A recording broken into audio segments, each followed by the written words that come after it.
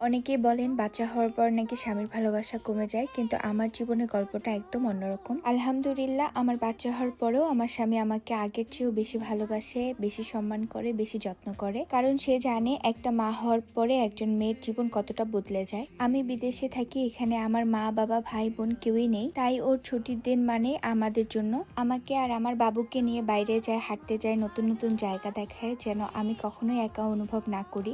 একটা কথা মনে রাখবেন, একজন স্ত্রী সবসময় টাকা আর দামি উপহার চায় না, সে চায় তার মানুষটা তার পাশে থাকুক, তার কথা শুনুক, বলুক যে তুমি কেমন আছো। এই একটা প্রশ্ন একজন ক্লান্ত মায়ের মুখে হাসি ফিরিয়ে দেয়। আর একটাই অনুরোধ সব ভাইদের কাছে, বিয়ের আগে যেমন ঘন্টার পর ঘন্টা কথা বলতেন, দেখা করার জন্য অপেক্ষা করতেন, বিয়ের পরেও যেন সেই মানুষটাকে ভালোবাসুন। নিজের স্ত্রীকে শুধু সন্তানের মা হিসাবে নয়, নিজের গার্লফ্রেন্ড হিসাবেও দেখুন। মাসে একদিন হলেও তাকে নিয়ে বাইরে যান, এক কাপ কফি খান, পার্কে হাঁটুন, গল্প করুন, ছবি তুলুন। এই ছোট ছোট মুহূর্তগুলোই সারা জীবনের সবচেয়ে বড় স্মৃতি হয়ে থাকবে। পরকীয়ায় সুখ খুঁজবেন না। যে মানুষটা আপনার জন্য নিজের পরিবার ছেড়ে এসেছে, আপনার সন্তানকে জন্ম দিয়েছে, রাতের পর রাত না ঘুমিয়ে সন্তানের যত্ন নিচ্ছে, সেই মানুষটাকে আপন ভাবুন। তাই বলি, স্ত্রীকে কখনো একা মনে করতে দিবেন না। বিশেষ করে যারা বিদেশে থাকেন, সেখানে তাদের স্বামী, তার পরিবার, তার বন্ধু, তার সাহস। ভালোবাসা কখনো বাচ্চা হওয়ার পর কমে না। সত্যি করে ভালোবাসার দায়িত্বের সাথে আরো সুন্দর করে দেয়, আরো গভীর হয়ে যায়। আল্লাহ যেন প্রত্যেকটা স্বামী স্ত্রীর মাঝে ভালোবাসা, সম্মান, বিশ্বাস আর রহমত বাড়িয়ে দেয়।